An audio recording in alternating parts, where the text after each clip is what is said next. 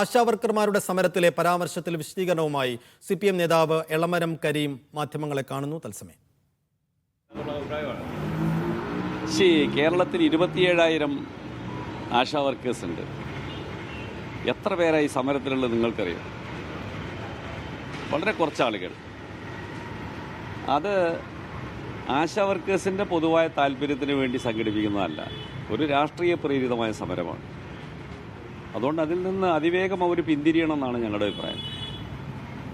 ASHA workers ഉൾപ്പെടെയുള്ള കേന്ദ്ര പദ്ധതികളിൽ ജോലി ചെയ്യുന്ന തൊഴിലാളികൾ കുറേ അധികം വിഭാഗങ്ങളുണ്ട്.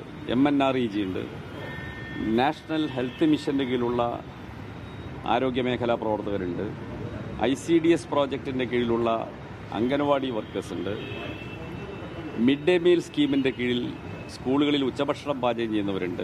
ഇതെല്ലാം കേന്ദ്ര ഗവൺമെൻറ്റിൻ്റെ സ്കീമുകളാണ്. അതിലേർപ്പെടുന്നവർക്ക് പ്രതിഫലം നൽകാനുള്ള പണം ആ സ്കീം അനുസരിച്ച് കേന്ദ്രവും സംസ്ഥാനവും പങ്കുവെച്ചു കൊടുക്കേണ്ടതാണ്.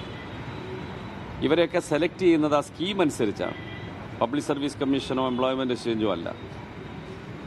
അതുകൊണ്ട് കേന്ദ്ര ഗവൺമെൻറ്റാണ് അവർക്കുള്ള ആനുകൂല്യം നൽകേണ്ടത്. അവരെ വർക്കർ എന്ന സ്റ്റാറ്റസ് പോലും കേന്ദ്രം നൽകിയിട്ടില്ല. വോളണ്ടിയേഴ്സ് ആണെന്നാണ് കേന്ദ്രത്തിൻ്റെ ഒരു ന്യായം.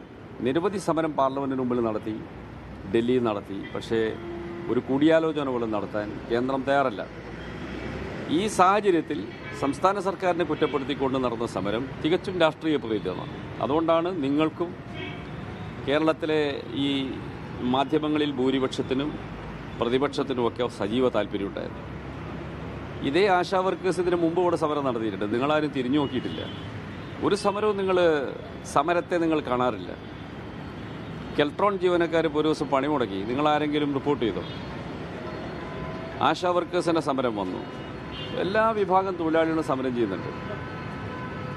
മിക്കവാറും ഭൂരിപക്ഷം മാധ്യമങ്ങൾ അതിനെ അവഗണിക്കുകയും ചെയ്യുക. ഇതിന് നിങ്ങൾക്ക് സജീവ താല്പര്യം ഇത് LDF ഗവൺമെൻറ്റിനെതിരെ മുദ്രാവാക്യം വിളിക്കുന്നു എന്നുള്ളതാണ്, അല്ലാതെ സമരത്തിൻ്റെ ശക്തി കൊണ്ടല്ല.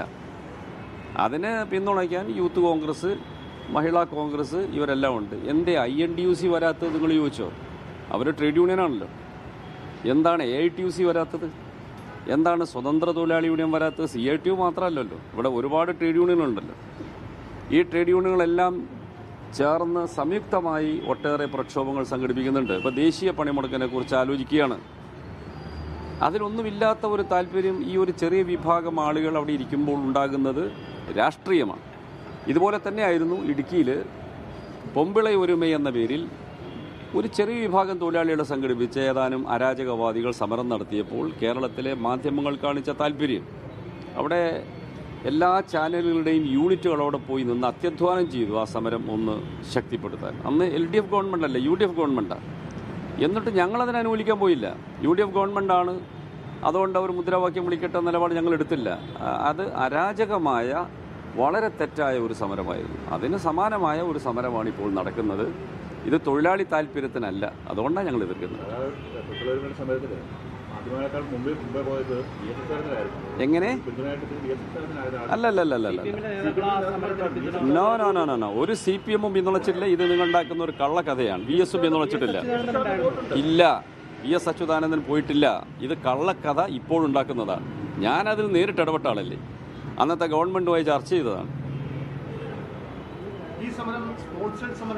തീർച്ചയായിട്ടും ഇവിടെ ചില പാട്ടപ്പിരിവ് സംഘക്കാരുണ്ട്, അവരാണ് അതിൻ്റെ പിന്നിൽ.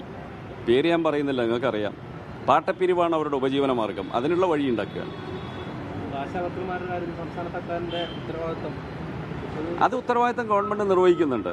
ആശാ വർക്കേഴ്സ് 48 മണിക്കൂർ സമരം ഇപ്പോൾ NHM ഡയറക്ടർ മുമ്പിൽ നടത്തി 2 ആഴ്ച മുമ്പ്. NHM ഡയറക്ടർ അവരെ ചർച്ചയ്ക്ക് വിളിച്ച് അവർ ഉന്നയിച്ച ആവശ്യങ്ങൾ കേരള ഗവൺമെൻറ്റിന് ചെയ്യാൻ കഴിയുന്നത് ചെയ്യാമെന്ന നിലയിൽ അവരുമായി ഒത്തുതീർപ്പുണ്ടാക്കി. കേരളത്തിൽ ഈ അലവൻസൊക്കെ വർദ്ധിപ്പിച്ചു കൊടുത്തത് സംസ്ഥാന സർക്കാർ വളരെ പ്രയാസപ്പെട്ടാണ്. അപ്പോൾ അതുകൊണ്ട് കേന്ദ്ര ഉത്തരവാദിത്വം മറന്ന് കേന്ദ്രത്തെ രക്ഷപ്പെടാൻ വിട്ട് സംസ്ഥാനത്തെ കുറ്റപ്പെടുത്തുന്നത് രാഷ്ട്രീയ പ്രേരിതമാണ്. അതുകൊണ്ടാണ് ഞങ്ങളത് എക്സ്പോസ് ചെയ്ത് എതിർത്തതല്ല, ഞങ്ങളതിൻ്റെ സത്യാവസ്ഥ ജനങ്ങളെ അറിയിച്ചതാണ്. ആ സമരം പിന്നീട് നിർത്തിയിട്ട് പോവുകയും ചെയ്തു. ഇതിന് പിന്നാലെയാണ് ഈ സമരം എത്തുകയും ചെയ്യുന്നത്. ആദ്യത്തെ സമരം എന്ത് അടിസ്ഥാനത്തിലാണ് നിർത്തിയത് എന്നുള്ളതാണ്. അതായത് ആദ്യത്തെ സമരവും ഈ സമരവും തമ്മിൽ ഒരു ബന്ധവുമില്ല. ആദ്യത്തെ സമരമല്ല, കേരളത്തിലെ ആശാ വർക്കേഴ്സ് നിരന്തരമായ സമരം നടത്താറുണ്ട്. ഒരു തവണയും 2 തവണയൊന്നുമല്ല. അപ്പോൾ കഴിഞ്ഞ ആഴ്ച NHM ഡയറക്ടർ ഓഫീസിന് മുമ്പിൽ നടന്ന സമരം ഞാനാണ് ഉദ്ഘാടനം ചെയ്തത്. 48 മണിക്കൂറായിരുന്നു അവരുടെ സമരം. അതിലവർ പറഞ്ഞത് ഈ ശൈലി ആപ്പ് എന്ന് പറയുന്ന പുതിയ ഒരു ആപ്പ് ഉപയോഗിച്ച് ചെയ്യേണ്ട ജോലികൾ, ആ ജോലികളുടെ ഒരു ഭാരം കുറയ്ക്കണമെന്നതായിരുന്നു. ആശമാരുടെ സമരത്തിൽ അദ്ദേഹം നടത്തിയ ലേഖനത്തെ തുടർന്നുള്ള വിശദീകരണമാണ് നൽകുന്നത്.